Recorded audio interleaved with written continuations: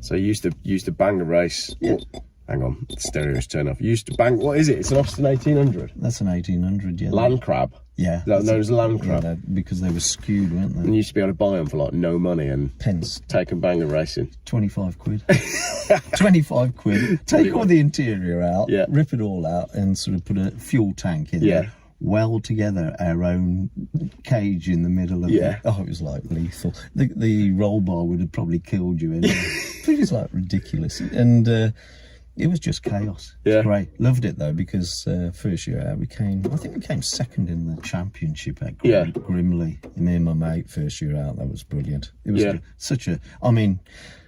travelling 40 mile an hour around a dirty gravel track, it's just like unbelievable. Well, I wouldn't want to crash one of them even with a roll cage, so yeah, they just fall apart, wouldn't they? Yeah, I know, they're brilliant. Ladies and gentlemen, this is Robin. Robin runs and has run the barn down in Ledbury for a while now. Give us a little bit of the history of the barn, tell us what it is. Oh yeah, well the barn is it's an old tithe barn many years ago, and I think tithe barns went out of use, then it was changed into a coaching house, so it turned into a coaching house, and then it got abandoned as a coaching house. That went out of business because coaches, modern things came across, and then it got abandoned, pretty much used as a storage unit. Fell into disrepair. People used it for paper storage. When recycling a paper, you could actually recycle paper and make money at one stage, but that went out of fashion.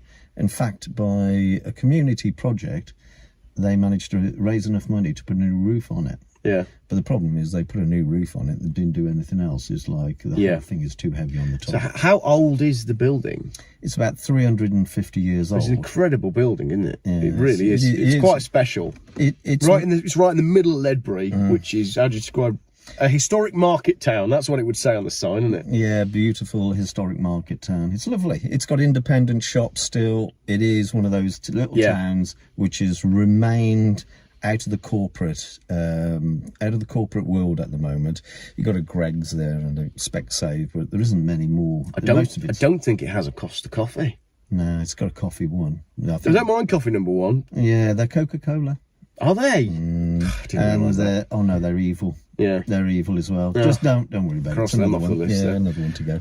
So anyway, the barn, right? It's in the middle of Ledbury. It's a great location. It's 300 years old, and you now run it as the barn. It's like an arts centre, cafe, music, drinking venue, speaking venue, evening venue. We just go right across the board with everything, and we keep it as a totally transformable building, and it's great. We get some amazing people in there.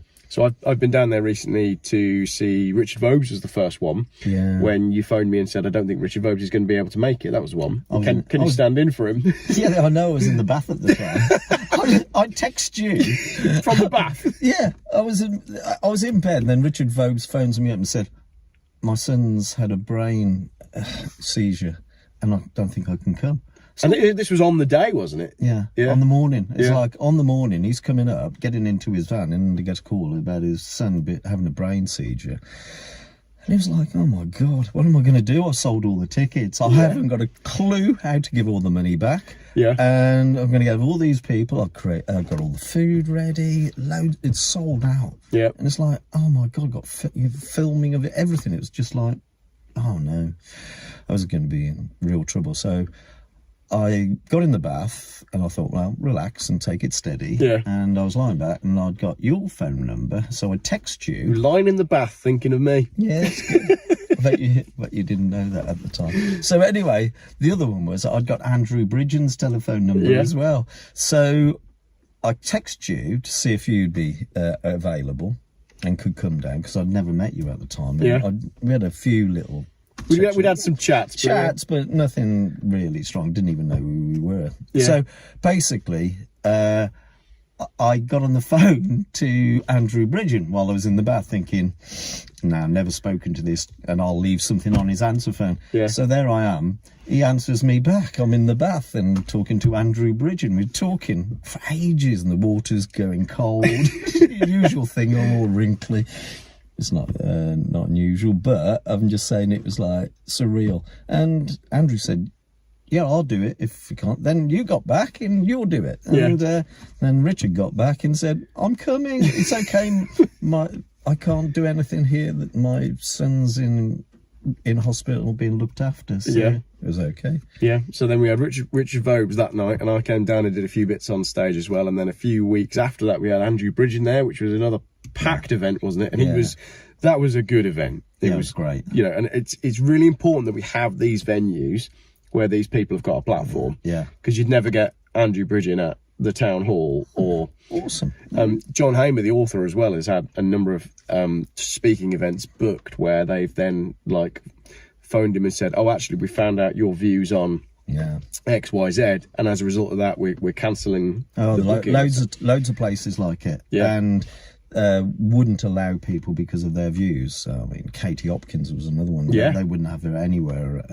And Abby Roberts as well has been there. And we have the Dellingpoles and all these people. But the beauty of the barn, as we own it, it's nobody can tell me what to do. Yeah. And they try, but they don't. So we've got a free-thinking venue with a free-thinking owner, with a coffee shop, with a bar. What's your basic opening at the minute? If people want to come to Ledbury, which they should, because it's a pretty place and you're in the Shires and it's beautiful, especially on a day like today when we've got some rare sunshine. So what are you open at the minute? So let's talk about like what your openings are right now. We're not. You're not? No, we're not, because what's happened over the last couple of years, the council owned the place. They were letting it fall down. Yeah. They were letting it fall into disrepair. We end up buying it. Sort of through off the council eventually, through other people. They kept on dropping through from different buyers. I knew about the barn, and I knew that there was going to be a new town square in front of it. The location's right in the middle of town, and thought, well, yeah. My business partner Lynn, we put together. She got she got some cash. I'd got the ability to do all the building work and do all the building and construction, and some cash as well I put into it. So basically, we bought the place off the council. But as soon as we bought it, as it was a listed building, I got a letter off the senior planner, said, do not touch your building unless you signed off a condition, which I could never sign off, or you'll be breaking the law and it's a prisonable offence. Then I got another department, the enforcement officer, from saying, if you do not repair your building, you will be imprisoned. You will get a fine or in prison. So you you go to prison either way. Yeah, exactly. And it was coming from the same department. Brilliant. In the planning. It's just. And it was a building that they were allowing to fall down. So while they're in ownership, they're the custodians, it doesn't matter. Yeah. As soon as you've got it, they want to squeeze as much money out of you, make it your life is miserable and is difficult. If anybody does any building work and deals with the planning or the conservation people, they know their life is going to be a misery. Yeah. That's it. Yeah. So it just continues. I've done grade 1 listed buildings and all grand design sort of stuff for years. I was even on grand designs. Oh, were you? Edited out. Oh, right. That's a great claim to fame. I was once edited out of grand designs. Yeah, twice. I took a job on in Malvern, and I took the place on. The guy was going to commit suicide. He was in a really, really bad state. Took it on. The producer said, that's it, Kevin's been here that many times, it's like we're going to abandon it. I was like, okay, that's great, so let me carry on and finish the place off, because he was in a really bad state. Yeah. Because they'd sacked the builder and the place is nowhere near finished. It was we had to rip it all apart and start again. Yeah. So I built a team up, got it all finished, got them in, and then I get a call from the producer. Well, how are you getting on? Got them in. And it's like, right, Kevin's coming down next week. What do you mean? Then they took over again. Yeah. Then it was just like, there was a few arguments between me and the producer, because they wanted to stop everybody working to film, and I wouldn't have it. I said, you paying the bill for this? Yeah. And they said, no. And I asked John, I said, how much do Grand Designs pay you for this? And he said, oh, it's about 6. And she said, don't tell him don't tell him. And it was just like that Dad's Army thing. Yeah. Don't tell him, John. He was like, and don't tell him, Pike. And anyway, he said about 600 odd quid. It's like 600 quid for going on Grand Design. Is that it? It was absolutely nothing. I can't remember the exact figure, but it was something like 600 quid.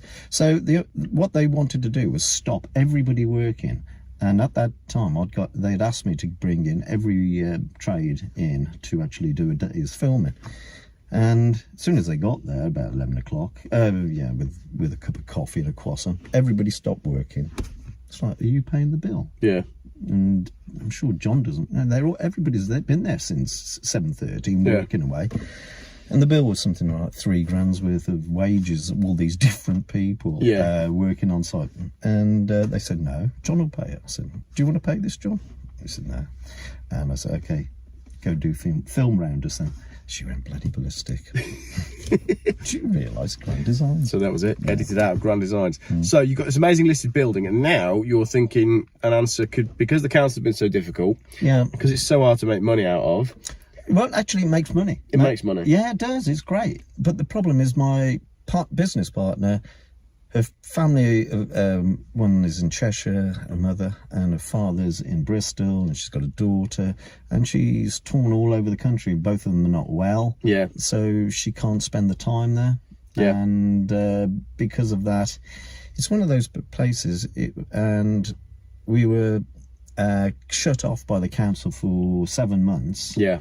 Caged in, and they said, oh, you're going to get compensation for this because we're going to build a new town square.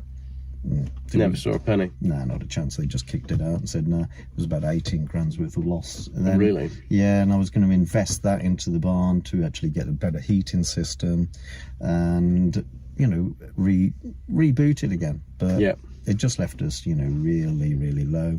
And now Lynn can't run the place a lot of the time, so we do the events and have a Saturday afternoon music thing and daytime, but we've lost our cafe trade through that 7 months of being isolated off. Yeah. Lose the trade. So it needs rebooting. Yeah. So what do you need to get the barn back on the rails? Well, what I'm going to do, I think, is I'm 64. I'm near to death. You don't look a day older than 19. Thank you very much. You know, they got the sunlight on me. It's like going to show every wrinkle in there. Right. So, I'm looking to do a community buyout. Yeah. So we're going to put it to our community and people who want to use it, and that will be musicians, artists, and all our free speech people. Yeah. All the people that watch your show. Yeah. And we have days of American cars come down. We have, you know, classic cars come down. It's like it's so multi-functional. Got a car park, got a big space out in front of us now. There's a lot you can do with the venue. There's a lot of space. But I think you want some fresh blood involved. Exactly. Fresh blood, fresh energy. It comes in. We still get it in now. I mean, we have a young girl who comes and did a little bit of Christmas market. She was amazing. Yeah. Having a girl from college, and it was allowing her a platform to show her stuff and have other creatives from that she knew. And it's brilliant. And we can build her up and guide her to make it work. Yeah. So that would be like a craft thing. I wanted to start a farmer's market there. Yep. Have car thing there. Do it also so it would be like a YouTube channel from there. I don't want to steal everything off you, but yeah, no, that's a great idea. You could run the barn YouTube channel and keep people updated as to what's going on there. I think for me, making this video as well was important to let people know that the venue's there and to get involved and, you know, visit when it's open. But the community buyout thing would be interesting because community is what's going to get us through the next phase. That's basically what it's got to be. We've got to turn the system against them. What happens is they are cash rich. Yeah. They've got all that money that they printed, billions and trillions of pounds. They let everybody put so many rules and conditions on people. They force small companies and small shops, independents, out of business, and they swoop up. Then they can sit on it. They've got the money. They can spend on it. And it all get hands into corporates. Yeah, I mean, that was a conspiracy theory before it all started happening. The amount of wealth that was transferred through COVID to big corporations and independent businesses shut down and independent gyms were closed whilst McDonald's was open. You know, we've seen it all happen, and it's still going on. But if the community of like-minded people could club together and invest in an thing, like what we've done with buying into a community farm, same sort of thing. Gives you access to food, gives you access to people, and the people is a more important thing. You got it. And because it's a community buying into it, it goes back to the old theories, you know, like a proper co-op. Yeah. And then the place will be subsidised. Yeah. We don't have to make so much money. And it's also, you share the workload of the whole operation of it.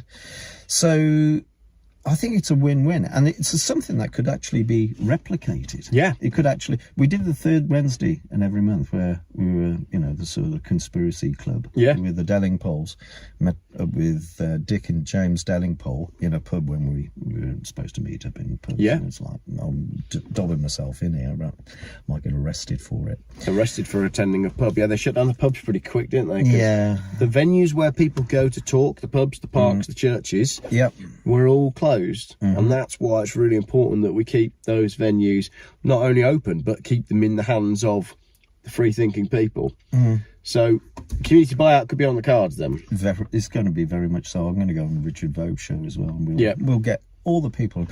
I've looked into it. I've got all the paperwork organised to have for a community buyout.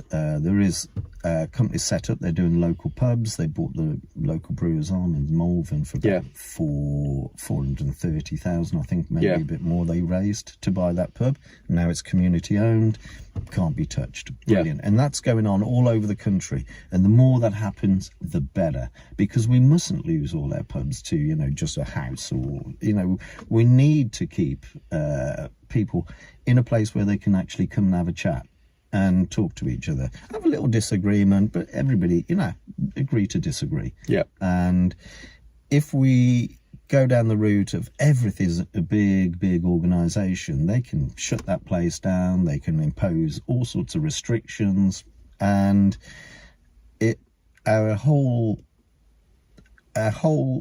sort of community thing just disappears. We got nowhere to go. We will have nowhere to go. Yeah. Towns have disappeared in this country. Whole town centres have gone to Kidderminster. Yeah. I remember I went to college in Kidderminster. Nothing there now. Dead. As a child, I grew up. It was a great big market. Yeah. Glass and stain, and it was just like gas and cast iron market in the middle of town. Beautiful, great old building. Smashed it down in the 1960s and 70s, and then they built a load of junk. And that disappeared as soon as they opened Merry Hill.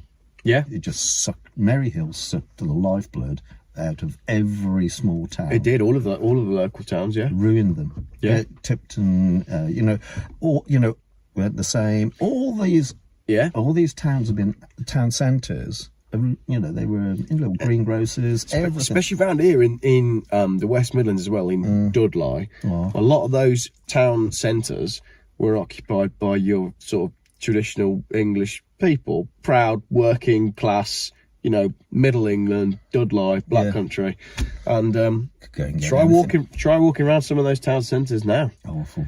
It's horrible. You don't even know which country you're in. I don't want to say you that. Said it. You said it. I was trying to go there, but you said it. But my vision getting a bit blurry now. You don't know. It's like no. Yeah. And it has lost its. As you go to London, where do you see I try my very best not to, but that's the thing, isn't it? You see anybody like a Cockney in London now? It's like a rare species. Yeah, that's right. So we've got to keep these things alive. So a community venue where people can buy into. If people are interested in getting involved, or maybe they want to come and help, lend some volunteering, want to run an event, want to do something, how can they get in touch with you? Well, when I've got, say. I could put it in the description. I think I'd put it in the description. I've got an email set up for anybody who's got interest. Yeah. To actually just register their interest, and then there's a community co-op. When I've got enough interest, they will actually help me with legally setting the whole thing up, the whole structure. So that's great. And the other one is, if it's a community building, I can go for grants. Yeah. As a sole trader, myself and Lynn, sole traders, you can't do it. I can't go for grants. And what seems to happen is all the grants get sucked up into the community sort of things that we don't really want to. I bet if you were trying to do some LGBTQ stuff, you could get a grant. Yeah, the company, there's a place around the corner. They actually is a cafe, a vegan cafe. Oh yeah. Right, vegan cafe. Yeah. And they got 2 children. Yeah. Lovely people, but you can't. I'm not sure it's a boy or girl or whatever they may be, but they're allowed to be whatever they want to be. Yeah. And they have a vegan cafe. It failed, so they went to the council, and now they've opened it up as a community hub. They get a salary to run, and they held a LGBTQX meeting at the local rugby club.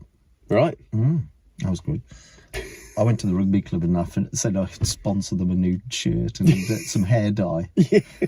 And if they wanted to, they could pee up the posts. Yeah. It's difficult, isn't it? So going that way, you could go for grants, which would help you to reinvest in a building that's there for the community, which is what you want. That's it. And not be imposed by either a corporate or a council. Yeah. You know, they've given me, council have tried to do everything. They've tried to take our drinks license away from us. They've tried to take our planning permission away from us. 1 year I felt the council on that, and basically had to go to appeal, come to the Secretary of State. Oh, Mr. Oakey, you got nothing to answer for. Yeah, you are right. And it's like the council can just walk away, give us a load of grief, not even say sorry. Yeah. And still give us more grief. Yeah. Thanks very much. It's a waste of time. So, community buyout then, in the future. We'll run an event as well. We've been talking about doing a Geoff Podcast. Oh, yeah. We're going to do the BBC there.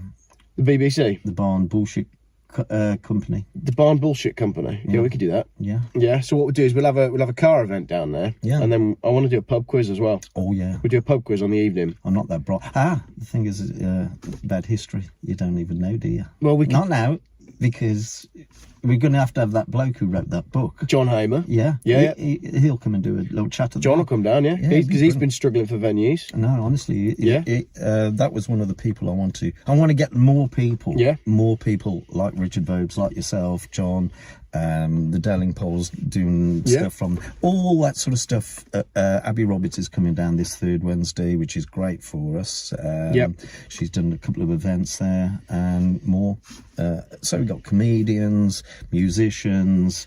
Oh, it's such a great venue. Cool. So if people want to find out when you're open and what's going on, Facebook, website? We have got a Facebook, a Facebook page, The Barn Ledbury, and we've also got a Facebook group on that, which most everything goes on as well. And that's a good place to register interest as well. Okay. Yeah. Brilliant. Well, there we go. If you're interested in getting involved with a venue, and if you want to invest in the community, then register your interest.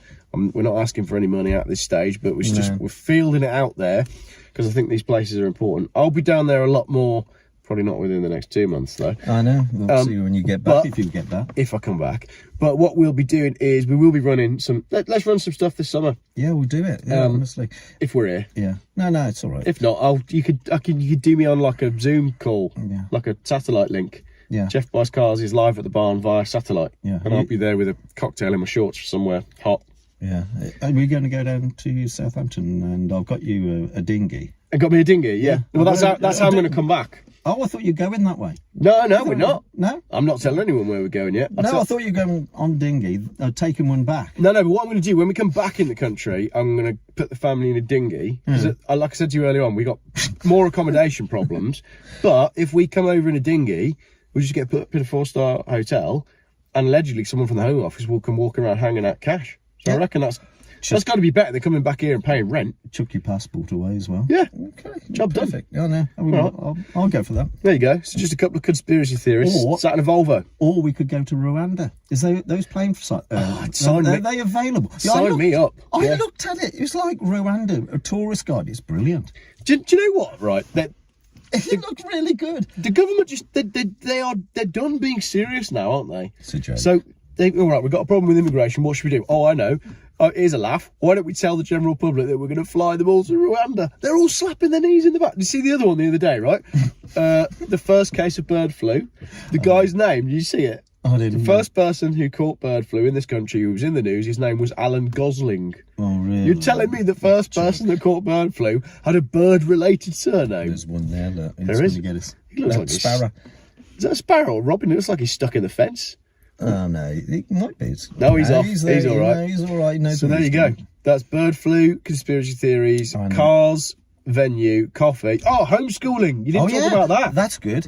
Mrs. Geoff wanted to work in a cafe, and I thought, what a good thing to do. Maybe during lockdown, we used to have lots of groups come, and we had a homeschooling group. Yeah. And they would bring their kids and homeschool them and talk about homeschooling with each other, meet up, have a cup of coffee with each other. Kids would interact. But what about this idea where maybe whoever would like to come run the cafe, a group of ladies or even gent who's got a child, and then each person takes it in turn to actually give some education to the kids. They get interaction. The people can earn a little bit of money running the cafe, can have a coffee each. It's a communal thing. It does both, everything. Yeah, all those sort of things we've had at the barn. It's successful. It's great. Farmers market in Ledbury was amazing. What we did ourselves. Ledbury has got it's a chartered market. There's no traders. There is not a trader who goes to on Sundays to the chartered market. So you're driving and it said, welcome to Ledbury, traditional market town, ancient market town. Doesn't actually have a proper farmer's market. No, it's rubbish. Wild, isn't it? In Ledbury, which is the middle of all the farming. Yeah, it's absolutely rubbish. There used to be a market there. It got knocked down, and I was actually on the council trying to get it, keep the market. Yeah. It was the only big space in town. They got conned into having a nursing home there. There's a Shore Trust, it's like it. And it's a nursing home in the middle of, and they had I said at the meetings, there was a funeral directors on one side, and on the other side there was a bloke who made the tombstones. You know? Oh, brilliant! Yeah. And it was you got a conveyor belt. That was the view. Low battery. Got a conveyor belt. Then you got the nursing home straight to the to the funeral director, to the headstone. All they need was a nice like a burner and like a big biomass thing. They could have run the heating off it. Be nice, wouldn't it? Yeah. And you could have the crematory. Yeah. So if you're sat in the nursing home, you can wave your friend goodbye as he leaves, and then when the smoke comes up, you can wave again. Yeah, and be nice and warm. Perfect location. They're always toasty, those places. I think we've gone off task. What was the video about again? Oh, right. Potential community buyout of a community venue. Yeah. That's what the video was about. It'll be good fun as well. I think people will love the place. They do love the place. It's a great venue. It's so cool. Yeah, it's very funky. It's got a lot of history. It's very old. And it sells beer. Yeah, we do. We sell local beer for local people. Local beer for local people. Yeah. Exactly. And lots of other things. Robin's poured me a pint or two down at the barn. In fact, the last time I was down there was the tractor run. Oh, yeah. Never been so wet in my life. Yeah, it was a bit wet, wasn't it? It hammered down all evening, didn't it? It was shocking. It was like... Got so wet watching all those tractors. But it was a good night. Yeah. You know, the dailing poles were there and we had some music. And oh, no, it was great. I threatened to do a bit of karaoke and was booed off the stage. Yeah. You're singing. I think your lyric writing is brilliant. Oh, well, thank you very much. You're going to work on that. They haven't seen the video because I deleted it when I did Bruce Springsteen's Born to Run during lockdown. Now we're going to bring you back as a musician as well in the future. It's all part of the BBC. You're all putting them off investing in the big... No, flock to it. We'll bring more talent in. The big black conspiracy club. The thing is we can have things like Bottom of the Pops for all the people who never made it or should have made it. We should have a conspiracy theorist karaoke night. Yeah, that'd be great. Good. Yeah, there's lots we can do. Bottom gear. Because I always say that. Yeah, bottom gear. Bottom gear. Richard Vobes in that, going round grimly. That'd be great. Yeah, we'll get Richard in the Austin. I'm going to have to film that at the end of the video. I think it's so. a bit muddy here, though, isn't it? Yeah, so that's right. So I always say that the Geoff Buys Cars channel is about cars, conspiracies, conversations, and coffee, and we can put all those in an actual. Like if Geoff Buys Cars was a venue, it basically is the barn, isn't it? Yeah. The thing is, the BBC's finished anyway. Absolutely. People are not going to fall for this much longer.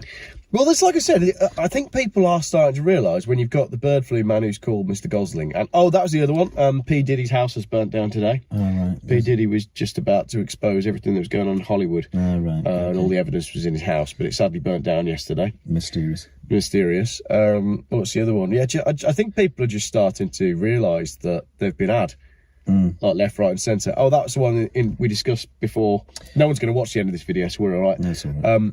When I said to you that they've just had a vote on whether or not there should be an inquiry into the gangs and the stuff that was going on with the children, and the Labour government has just voted, no, we don't need an inquiry. Well... there's no one on our side, is there? Like, you know, no one apparently is, but I don't know. No one's going to save the day at the end. I don't want him to put a chip in my brain. Well, I'm on the work for a bit, but I'm on the fence with the whole Elon Musk Donald Trump thing. I wonder if we are just being played. It's a play again. It's a civil unrest. That's what they're after. Like, but it's playing into our. It's into our favour. It is playing into our hands. Yeah, it does.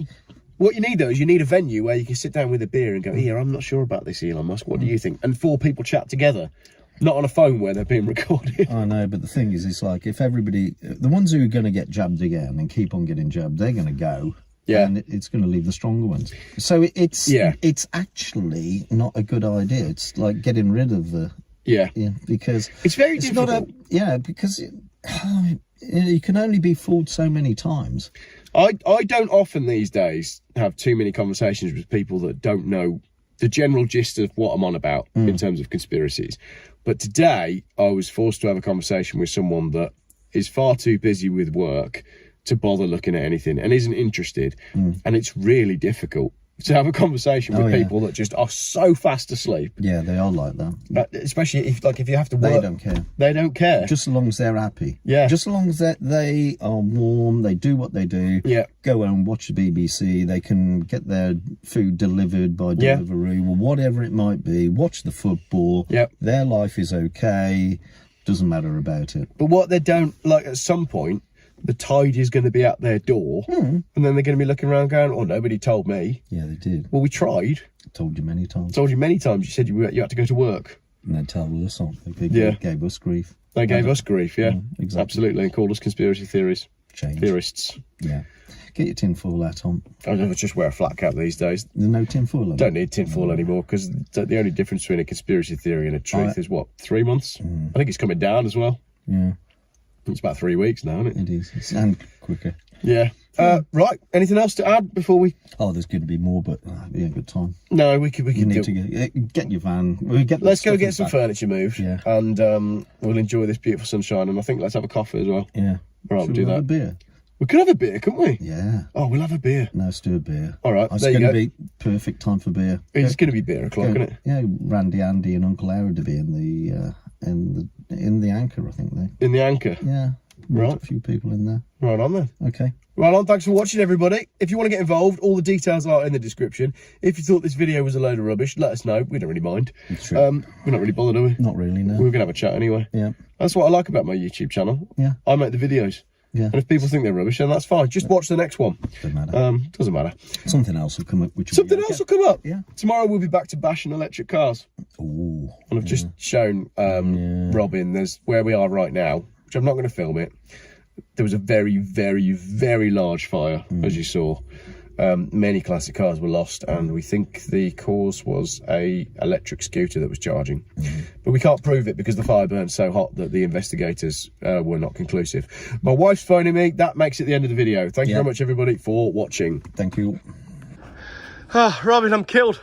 I also promised them that I'd show them the land crab, so I'll go do that. Look at that. Oh, yeah. It's all in.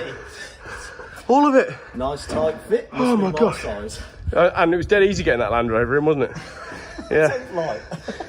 We've all broken limbs. Right, I'll show you this land crab just quickly, because I promised at the end of the video I'd show you the land crab. And the light is beautiful. Oh my gosh, I'm out of breath. That was a right battle getting all of that in. But that's it, that's me out of the country. It's exciting, isn't it? Very exciting. I swear I used to own that Picasso. Bit muddy here, look. Look at that, that's the car we were talking about at the start of the video. Oh, sorry about that, my battery died whilst I was filming the car for you. Anyway, now we are going for a pint. So Right, thank you very much everybody for watching. Do get involved with Robin. Robin is a good guy and he's got a good thing going on down there. And I think if he saw the amount of support that there is from the community for a community space, and if he goes ahead with the community buy-in, it'll be brilliant. I'll definitely be investing with Robin if he gets to that stage, because like I said, I'm not making it up.